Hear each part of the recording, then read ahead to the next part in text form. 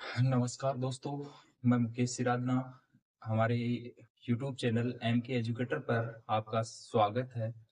हमने पिछले 4-5 दिन से मैथ्स का जो टॉपिक्स स्टार्ट कर रखा था, अनुपात और समानुपात, उसको हमने कंप्लीट कर लिया। उसके बाद में हम नया जो टॉपिक्स, राजस्थान का जो भूगोल, उसका महत्वपूर्ण टॉपिक स्थिति और विस्तार पे आज चर्चा करने वाले हैं, जो कि ज्योग्राफी का सबसे महत्वपूर्ण टॉपिक है।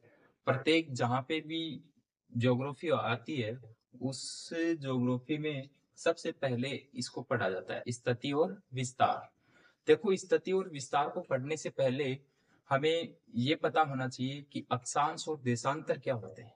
यानी स्थिति और विस्तार में अक्षांश और देशांतर के आधार पर ये चीज सब निश्चित होती है। तो अक्षांश और देशांतर के बारे में हमें पता होना चाहिए। अक्षांश क्या होता है, देशांतर क्या होता है। ये क्या होता है कि ये पृथ्वी पर नहीं दर्शाए जाते हैं, बल्कि एक ग्लोब पर काल्पनिक रेखाएं होती है। यदि ग्लोब पर काल्पनिक रेखाएं खींची जाए तो उनको हम अक्षांश देशांतर रेखाएं कहते हैं। यदि यदि अक्षांश होता है उत्तर से दक्षिण से, पश्चिम से पूर्व दिशा की ओर खींचे जाते हैं, जबकि देशांतर होते हैं उत्तर से दक्षिण की ओर खींचे जाते हैं। इनकी हम चर्चा करते हैं, अक्षांश क्या होता है और देशांतर क्या होता है। देखिए,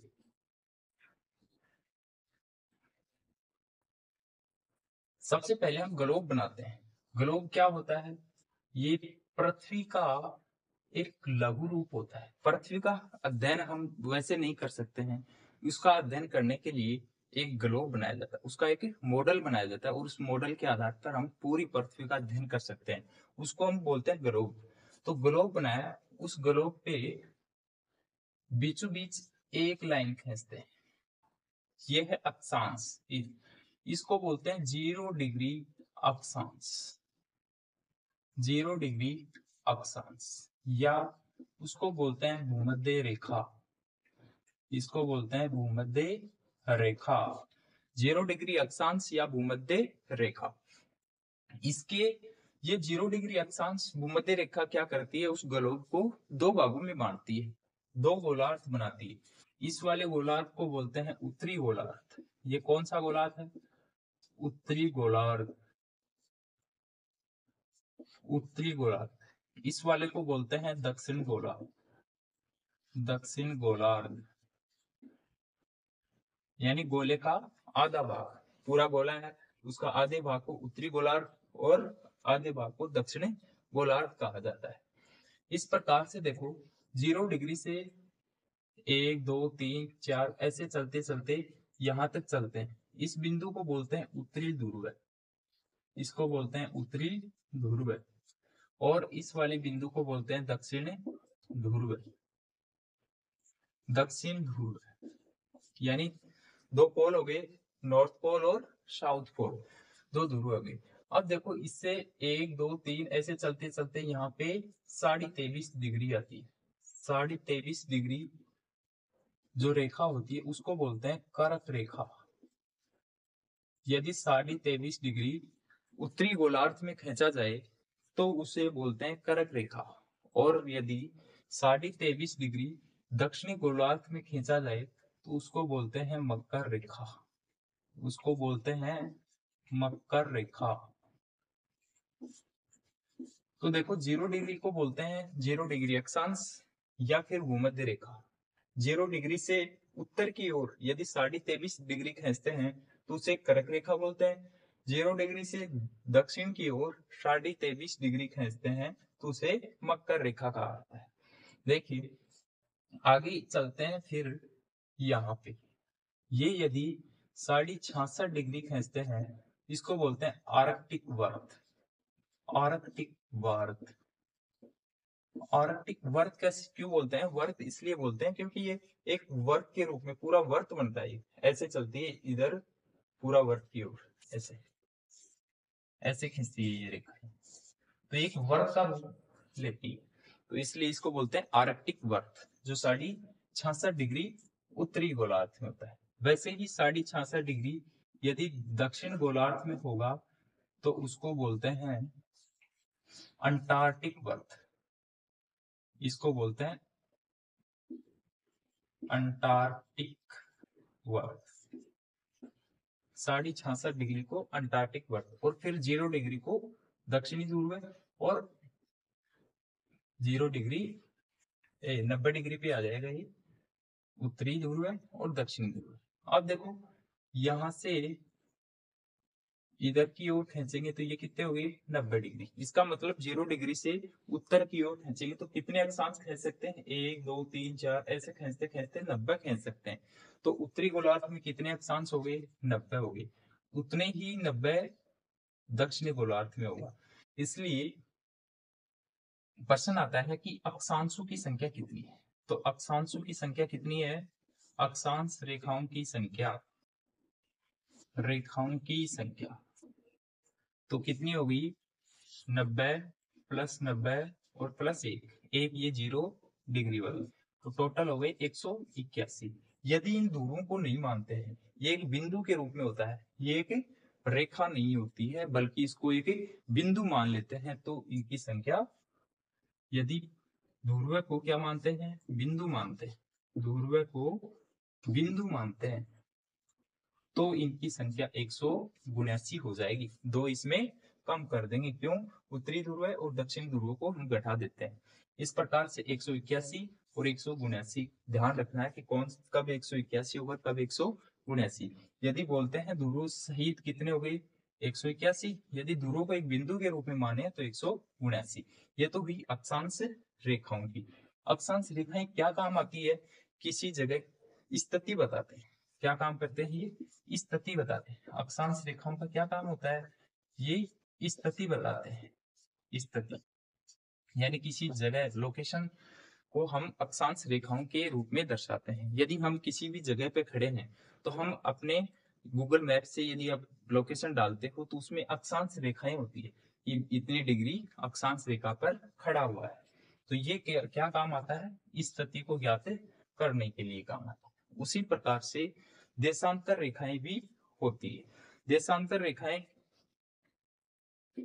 देशांतर रेखाएं देखो, सॉरी बस आप गोल बना लेते हैं।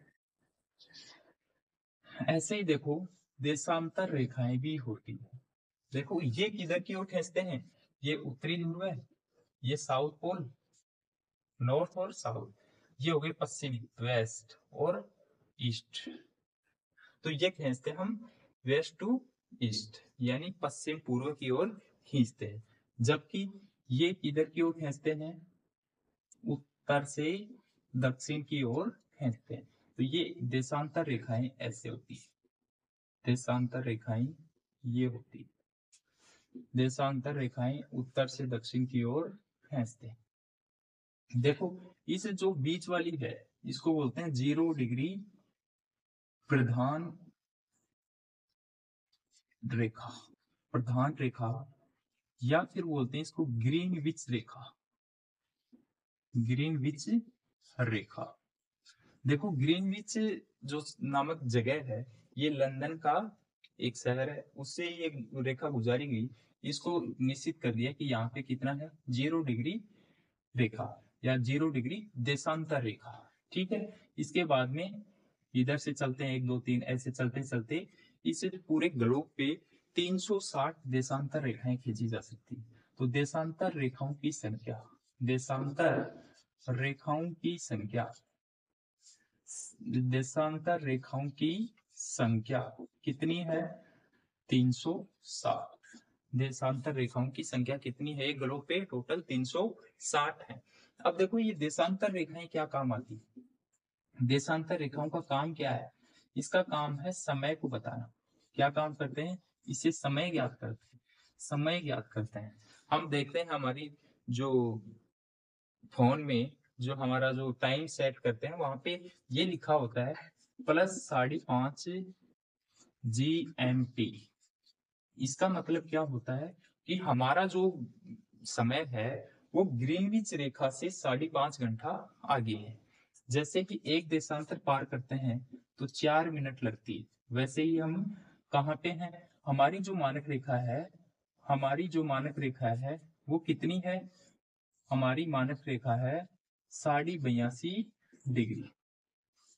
तो 1 डिग्री देशांतर पार करने में 4 मिनट लगते हैं, तो 82.5 डिग्री देशांतर पार करने में कितना मिनट लगेगा? 82.5 × 4, इसको गुणा किया तो 8 और 8 सौ 32, और इसका हो गई 2, तो कितने हो गए? 330। मतलब कितना हो गया? इसको यदि मिनट में है, इसको घंटे में बनाएंगे तो 5 घंटे 30 मिनट हो गई। इसका मतलब हमारा जो समय है वो ग्रीनविच रेखा से 5.5 घंटे आगे है, क्योंकि हमने जो मानक समय है वो 82.5 डिग्री को माना है, जो कि भारत से गुजरते हैं। अब देखो, ये हो गई देशांतर। देशांतर की संख्या होगी कितनी, ये पूछते हैं बार बार, देशांतर की संख्या कितनी है और अक्षांशों की संख्या कितनी है, इन सब की करते हैं। अब देखो हमारे भारत की स्थिति क्या है। भारत देखो, इसमें जो अक्षांशों के अनुसार तो कौन से गोलार्ध में है? इस उत्तरी गोलार्ध में। कौन से गोलार्ध में है? उत्तरी गोलार्ध में। और इसके हिसाब से हमारा पूर्वी गोलार्ध में है, यानी उत्तरी गोलार्ध का पूर्व भाग में है। यानी उत्तरी गोलार्ध में 2 भाग हो गए ना, पश्चिम और पूर्व। तो ये उत्तरी गोलार्ध के पूर्वी भाग में हमारा राजस्थान या भारत स्थित है। अब देखो, ये तो हो गई अक्षांश और देशांतर की बात। अब हम बात करते हैं राजस्थान की स्थिति भारत में कहाँ है और उस विश्व में कहाँ है, इन दोनों जगह पे ज्ञात करते हैं।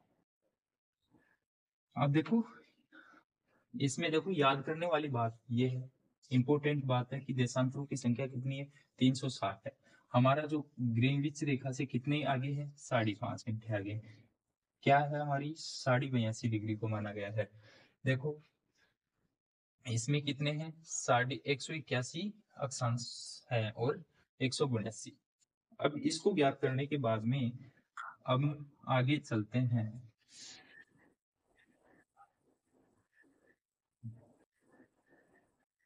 देखो राजस्थान की स्थिति देखो,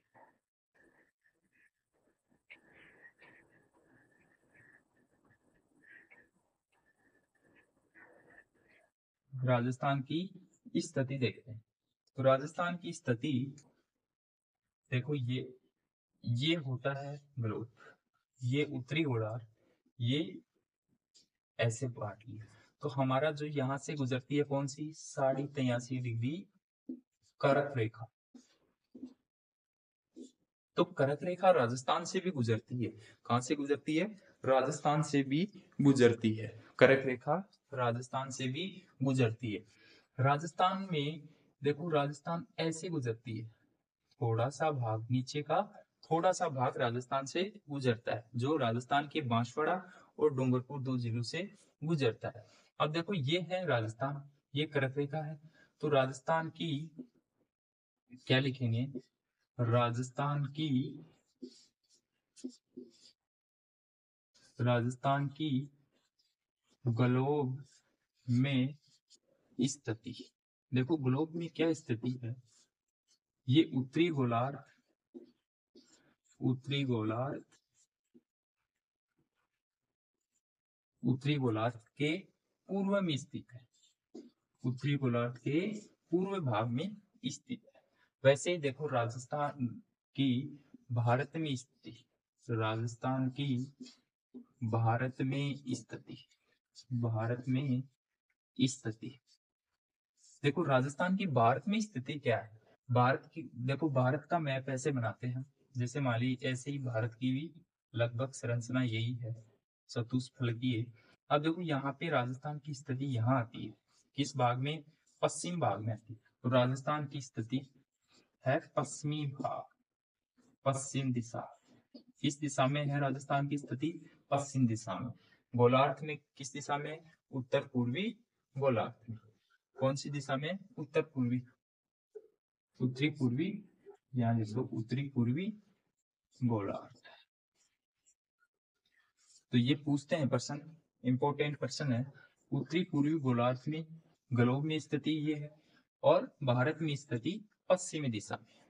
कई बार कथन में पूछते लेते हैं कि राजस्थान की स्थिति भारत के संदर्भ में सही है या विश्व के संदर्भ में कौन सा कथन सही है। तो ऐसा प्रश्न आता है, ध्यान रखना कि भारत में तो है पश्चिम दिशा में, और विश्व की या ग्लोब में कहाँ है? उत्तर पूर्वी गोलार्ध में। चलो इसके बाद में आगे देखते हैं। जो दो देशांतर होते हैं ना, ये देशांतर, देखो ये एक बात रहेगी यहाँ पे, ये दो देशांतर है, एक देशांतर दो देशांतर, इन देशांतरों के बीच की दूरी कितनी होती है? 111 किलोमीटर। ये भी पूछते हैं, दो देशांतरों के बीच, दो अक्षांशों के बीच, दो अक्षांशों के बीच की दूरी, यानी बीच की दूरी कितनी होती है? 111 किलोमीटर होती है। दो अक्षांशों के बीच की दूरी कितनी होती है?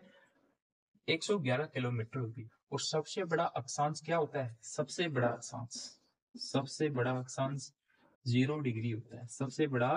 अक्षांश सबसे बड़ा अक्षांश कौन सा हुआ? 0 डिग्री अक्षांश, या इसको बोलते हैं भूमध्य रेखा।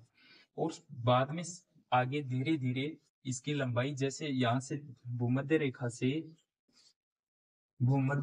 से उत्तर की ओर चलने पर अक्षांश रेखा की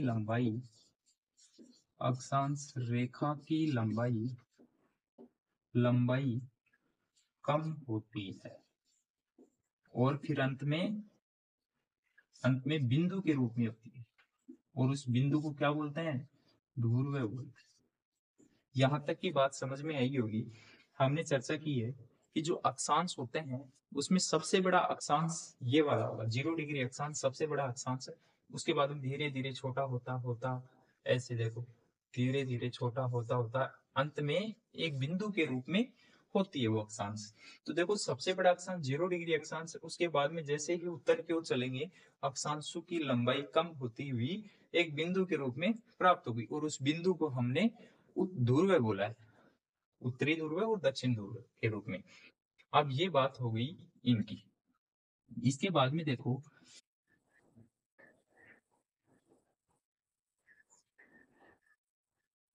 अब देखिए राजस्थान का हम थोड़ा सा मैप बनाते हैं, सिंपल मैप बनाएंगे, ज्यादा कुछ डेकोरेट नहीं करेंगे।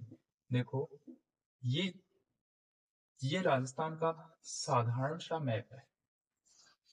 देखो ये कैसा है? पतंग के आकार है। तो हम देखते हैं, पूछते हैं कि राजस्थान की आकृति कैसी है? राजस्थान की आकृति कैसी है? चतुष्फलकीय चतुष्फलकीय चतुष्फलकीय या पतंगाकार होती है। कैसी होती है? पतंगाकार। यानी राजस्थान की आकृति चतुष्फलकीय या पतंगाकार होती है। पहला पॉइंट तो ये ध्यान रखना है कि आकृति कैसी है? पतंगाकार। ठीक है, ये इसका उत्तरी बिंदु है और ये इसका दक्षिण बिंदु। ये उत्तरी बिंदु, दक्षिण बिंदु, ये पश्चिमी बिंदु, पश्चिम, और ये पूर्व बिंदु, पूर्वी बिंदु। देखो चारों उत्तर, दक्षिण और पश्चिम पूर्व हो गए। एक प्रश्न ये आता है कि इनके जो कोने पर अंत में कौन सा गांव है? देखो उत्तर दिशा में यहाँ पे है गंगानगर, और गंगानगर का एक गांव है कोणा गांव। तो सबसे उत्तरी गांव कौन सा है? कोणा गांव। और जो कहाँ पड़ता है? गंगानगर में पड़ता है। कहाँ पड़ता है? गंगानगर में। यानी उत्तरी राजस्थान के सबसे उत्तर में कौन सा गांव है? कोणा गांव है, जो कि गंगानगर में पड़ता है। वैसे ही दक्षिण में गांव है बोरकुंड, जो पड़ता है बांसवाड़ा में। कहाँ पड़ता है? बांसवाड़ा में। बोरकुंड, बांसवाड़ा। पूर्वी में है सिलाना। सिलाना पड़ता है धौलपुर में। इसमें पड़ता है, धौलपुर में पड़ता है सिलाना। तो सिलाना धौलपुर में, कोणा गांव गंगानगर में, और बोरकुंड बांसवाड़ा में। ऐसे ही पश्चिम की ओर सम गांव, सम नहीं कटरा गांव है, जो कि सम तहसील जैसलमेर में। कौन सी तहसील है? सम तहसील में। ये राजखेड़ा तहसील में है और ये सम तहसील में है। तो यह तो स्थिति हो गई कि राजस्थान के उत्तर, दक्षिण, पश्चिम और पूर्व, इन चारों दिशाओं पे कौन कौन से गांव स्थित है और कौन कौन सा जिला है। देखो, उत्तर में कोना गांव गंगानगर, पश्चिम में कटरा गांव जैसलमेर में, और पूर्व में सिलाना धौलपुर है, और दक्षिण में बोरकुंड बांसवाड़ा है। चारों का पता चलने के बाद में हम देखते हैं कि इनके जो बीच में कौन सा गांव आता है, यानी राजस्थान का जो बीच होता है, सेंटर, यहाँ पे कौन सा गांव और कौन सा जिला आता है। देखो, जिला की बात करें तो नागौर जिला है, और नागौर जिले का एक गांव है लामपोलाई। कौन सा गांव है? लामपोलाई। तो लामपोलाई गांव यहाँ पे स्थित है। राजस्थान के बीच में या मध्य बिंदु पर कौन सा गांव स्थित है? लामपोलाई गांव स्थित है, जो कि नागौर जिले में। ये हो गए। इसके बाद में देखो, राजस्थान की पश्चिम से पूर्व की लंबाई कितनी है? 869 किलोमीटर। कितनी है? 869 किलोमीटर। राजस्थान की पश्चिम से पूर्व की ओर लंबाई 869 किलोमीटर है। वैसे ही उत्तर से दक्षिण की ओर राजस्थान की लंबाई 826 किलोमीटर है।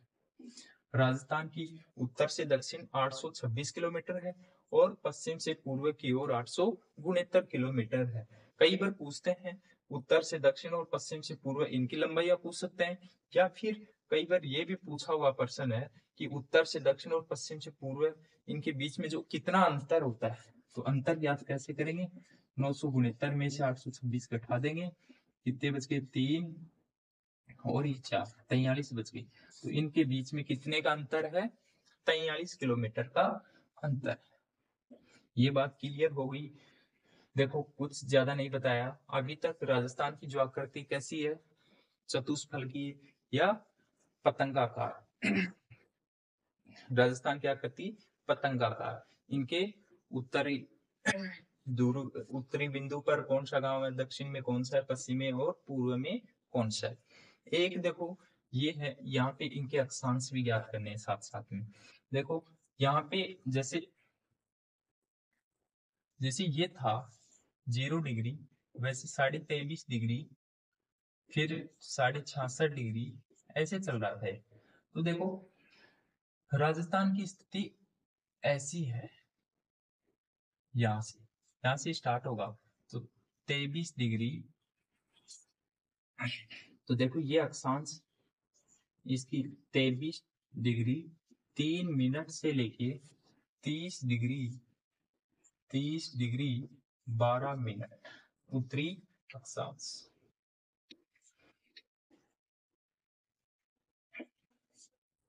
ये 3 मिनट उत्तरी अक्षांश। कई बार प्रश्न या कई जो नए विद्यार्थी हैं उसको ये डाउट रहता है कि उत्तरी इधर भी, दक्षिण है ये तो दिशा, तो फिर भी इसमें उत्तरी अक्षांश क्यों लिखा है? क्योंकि हमने ये पढ़ा है कि 0 डिग्री यहाँ पे है, इसके बाद में राजस्थान सारा यही है। कौन से गोलार्ध में? उत्तरी गोलार्ध में। तो ये उत्तरी अक्षांश में ही होगा। इसके बाद में ये इधर है, ठीक है ना? इसलिए इसको बोलते हैं उत्तरी अक्षांश, क्योंकि ये उत्तर में ही, राजस्थान पूरा का पूरा उत्तर में ही है, उत्तरी अक्षांश में स्थित है। इसलिए देखो, इसको बोलते हैं 23 डिग्री 3 मिनट से 30 डिग्री 12 मिनट तक राजस्थान का विस्तार। इसका मतलब क्या हुआ? अक्षांशों का बीच अंतर कितना, कितने डिग्री अक्षांश में फैला हुआ है राजस्थान?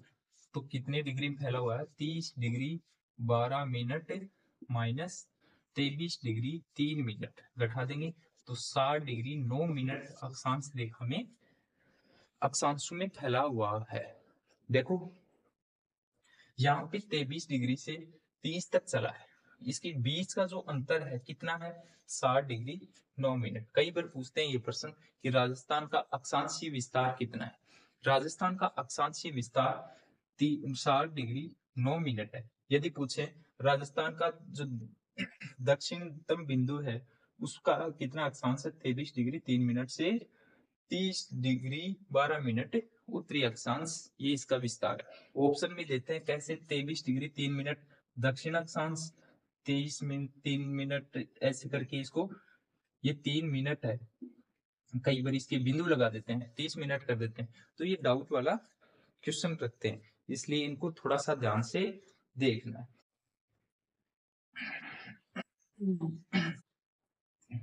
ये तो हो गए अक्षांश। अब देखो हमें ज्ञात करना है क्या, देशांतर भी ज्ञात करेंगे। देशांतर क्या होता है, देशांतर ऐसे खींचते हैं, ये तो अभी बताया था थोड़ी देर पहले कि पश्चिम से पूर्व की ओर खींचे जाने वाली सारी अक्षांश ऐसे, ये सारी अक्षांश ऐसे खींचते खींचते हम कहाँ तक पहुंच गए, 30 डिग्री तक पहुंच गए। ऐसे ऐसे ही देखो हमने देशांतर ज्ञात किया था, तो देशांतर ऐसे आता है, ऐसे। ये क्या है सब, देशांतर, ये देशांतर है। देखो अब देखो राजस्थान का देशांतरीय विस्तार कितना है, यहाँ पे है 69 डिग्री 30 मिनट से लेके ये अंत में होगा 78 डिग्री 17 मिनट। ये क्या है, देशांतर विस्तार।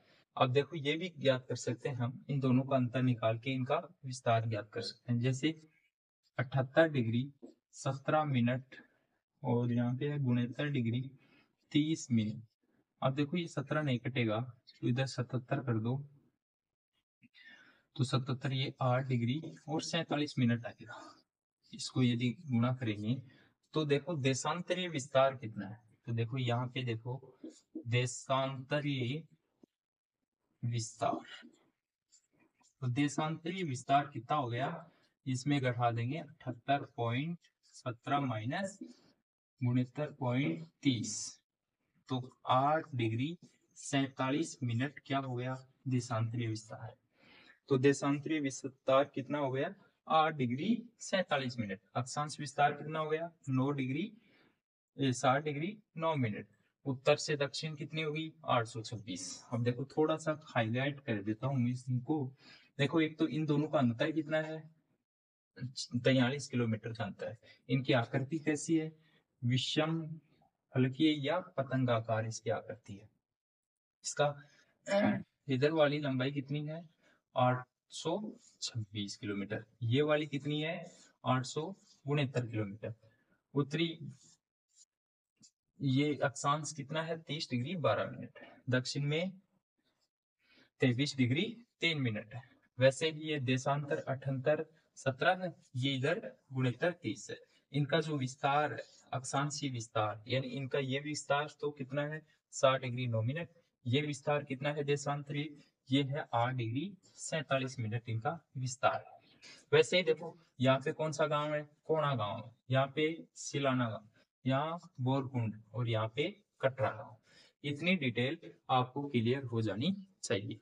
ये सिंपल तरीके से मैंने आपको बताया। अब देखो हमारे जो सीमाएं होती है, ये राजस्थान है, तो राजस्थान के साथ में अलग अलग राज्य, जिसको बोलते हैं अंतर्राज्यीय और एक अंतरराष्ट्रीय, दो प्रकार की सीमाएं होती है। जो राज्यों के साथ लगेगी उसको बोलते हैं अंतर्राज्यीय, और जो किसी देश के साथ लगती है उसको बोलेंगे अंतरराष्ट्रीय सीमा। तो हमारा राजस्थान भी अंतरराष्ट्रीय सीमा भी बनाता है और अंतरराज्यीय सीमा भी बनाता है। तो अंतरराष्ट्रीय सीमा एकमात्र देश जो पाकिस्तान के साथ सीमा बनाता है। पाकिस्तान के साथ में सीमा 1070 किलोमीटर की जो सीमा बनाते हैं उसको बोलते हैं रेड क्लिफ सीमा। रेड क्लिफ जो सीमा बोलते हैं, रेड क्लिफ रेखा के नाम से जानते हैं। ये कितनी सीमा बनाते हैं, 1070 किलोमीटर। किसके साथ में बनाते हैं, पाकिस्तान के साथ। इधर कौन सा देश है, पाकिस्तान, यानी हमारे पश्चिम की ओर कौन सा देश है, पाकिस्तान देश है। अब देखो इस रेड क्लिफ रेखा पर कौन कौन से जिले स्थित है, देखो गंगानगर है, गंगानगर, उसके बाद में आएगा बीकानेर, उसके बाद में फलोदी, फलोदी की भी सीमा लगती है, उसके बाद में जैसलमेर, और जैसलमेर के बाद में आएगा बाड़मेर। तो इतने जो जिले हैं उनकी सीमा इस रेड क्लिफ रेखा के साथ लगती है। इस रेड क्लिफ रेखा की जो निर्धारण है वो सिरिल रेड क्लिफ के द्वारा निर्धारित किया गया था। ये कि कोई मापनी नहीं थी, बिल्कुल क्या मानचित्र या कलम पर निर्धारित की गई थी, इसकी कोई सहमति से नहीं, बिल्कुल कलम से इसको निर्धारित किया गया था या अध्यारोपित किया गया था बिना सहमति के। तो इसको कौन किया था? सिरिल रेडक्लिफ सिरिल रेडक्लिफ के द्वारा ये निर्धारित की गई थी। तो राजस्थान की जो वैसे सीमा लगती है, राजस्थान की सीमा थोड़ा सा मिटा देता हूँ।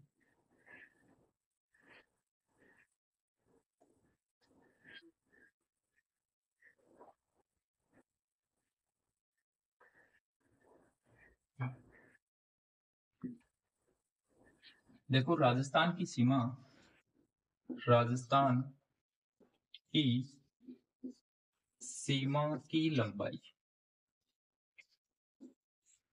देखो दो प्रकार से, एक होती है अंतरराष्ट्रीय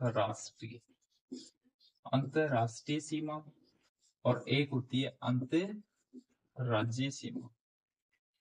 अंतरराज्यीय सीमा, तो अंतरराष्ट्रीय सीमा लगती है ये 6920 किलोमीटर इसकी सीमा है टोटल, उसमें से 1070 किलोमीटर लगती है अंतरराष्ट्रीय सीमा। वैसे ही इसमें लगती है 4850 किलोमीटर लगती है अंतरराज्यीय सीमा। देखो स्थलीय सीमा, टोटल जो सीमा है या सीमा की लंबाई या स्थलीय सीमा कितनी है?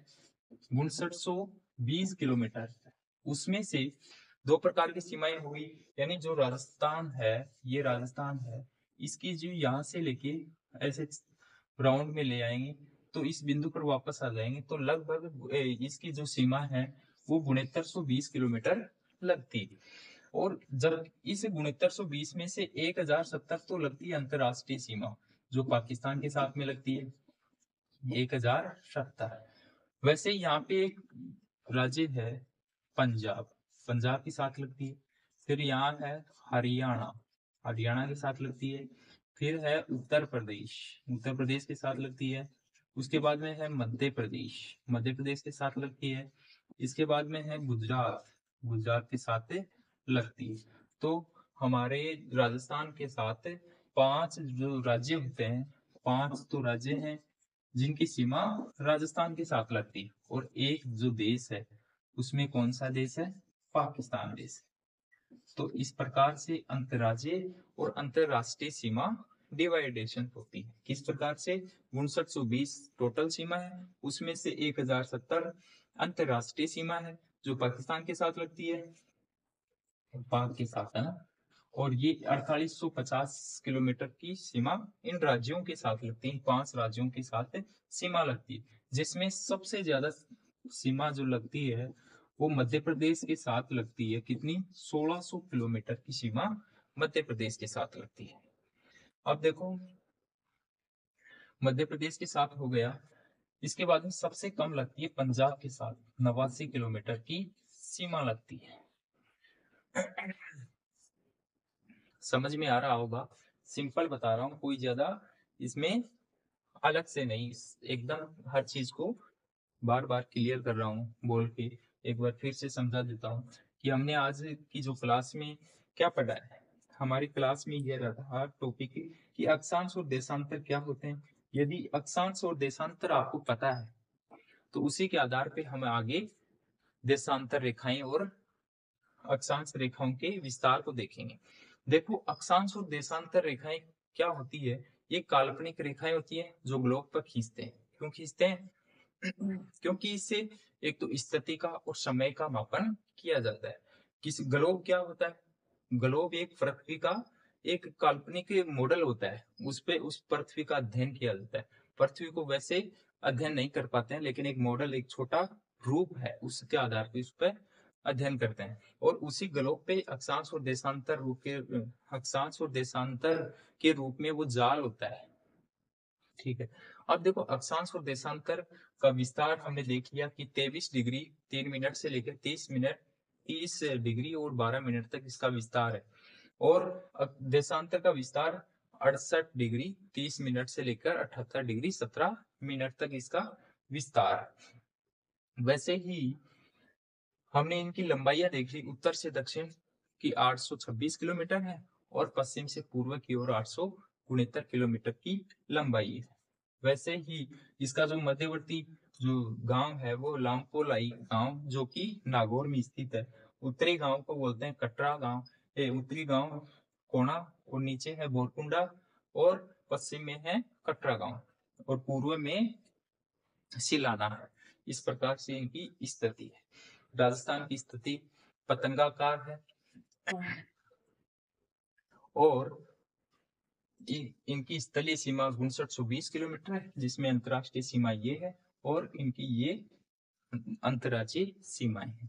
अब हम क्या पढ़ेंगे इसके बाद में, हम ये पढ़ेंगे कि पंजाब के साथ में कौन से राज्य लगते हैं, कौन से जो जिले हैं पंजाब के साथ सीमा बनाते हैं, कौन कौन से जिले इसके साथ सीमा बनाते हैं, हरियाणा के साथ कितनी सीमा और कौन कौन से जिले लगते हैं, मध्य प्रदेश के साथ में, ऐसे इन सब राज्यों के साथ में, और इस जो अंतरराष्ट्रीय सीमा है पाकिस्तान के साथ में कौन कौन से राज्य या जिले, कौन कौन से जिले सीमा बनाते हैं, और उन जिलों में सबसे ज्यादा कौन सा जिला बनाता है और सबसे कम कौन सा बनाता है। एक प्रश्न और रह गया यहाँ पे कि जो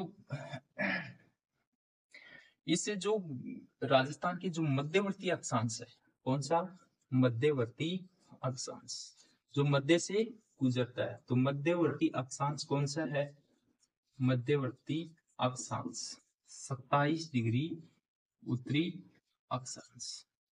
ये मध्यवर्ती अक्षांश राजस्थान के बीचों बीच गुजरता है। वैसे ही मध्यवर्ती देशांतर, मध्यवर्ती देशांतर, तो राजस्थान के मध्य से कौन सा देशांतर गुजरता है, 74 डिग्री पूर्वी देशांतर, 74 डिग्री पूर्वी देशांतर। हमने जो देखा था ना, ये 68 डिग्री 30 मिनट पूर्वी देशांतर, ऐसे ही ये भी 78 डिग्री 17 मिनट पूर्वी देशांतर। तो इनके बीच में कौन सा गुजर रहा है, यहाँ पे 74 डिग्री गुजर रहा है। ऐसे ही इनके बीच में कौन सा गुजर रहा है, 27 डिग्री गुजर रहा है। तो इनके बीच वाले को बोलते हैं 74 डिग्री देशांतर, और इधर वाले को बीच में बोलते हैं इसको 27 डिग्री। तो 27 डिग्री बीच अक्षांश है और मध्यवर्ती देशांतर है 74 डिग्री। इस प्रकार से हमने अक्षांशों की आज चर्चा की है। अब जो भी विद्यार्थी हमारे इस चैनल पर नए हैं, वो विद्यार्थी हमारे चैनल को सब्सक्राइब कर लो, बेल आइकन बटन को प्रेस कर लो, जैसे हम क्लास को अपलोड करते हैं आपके पास ये क्लास मिल जाए और नोटिफिकेशन आपको पता चल जाए। और हमने राजस्थान की ज्योग्राफी स्टार्ट की है, ज्योग्राफी भी पूरा टॉपिक के साथ में कंप्लीट करवाएंगे। और गणित के जो एक टॉपिक हमने कंप्लीट कर लिया, अनुपात और समानुपात, उसको आप देख सकते हो। इसके बाद में हमने ज्योग्राफी के एक टॉपिक को कंप्लीट करने के बाद में मैथ्स का अलग टॉपिक चालू करेंगे। कोई भी एक टॉपिक, लाभ हानि या ब्याज है या प्रतिशत है, किसी एक ले लेंगे उसमें। और इसके बाद में बीच बीच में एक दो टॉपिक इंग्लिश का भी हम करवाते रहेंगे, यानी सब कुछ स्टडी जो मटेरियल है वो हम प्रोवाइड करवाएंगे। आप चैनल को सब्सक्राइब करके और लाइक के बटन को प्रेस करके रखना, और ज्यादा से ज्यादा इनको शेयर करना कि सब तक ये पहुंच सके। और आज की क्लास में हमने बहुत कुछ पढ़ लिया है, और अगली क्लास में हम स्टार्ट करेंगे यहाँ से, ये पंजाब हरियाणा इनके साथ में कितनी कितनी सीमाएं लगती हैं और सबसे ज्यादा किसकी लगती है सीमा, इन सब की चर्चा हम करेंगे। आज की क्लास में इतना ही, मिलते हैं अगली क्लास में, तब तक के लिए आपको धन्यवाद। Thank you.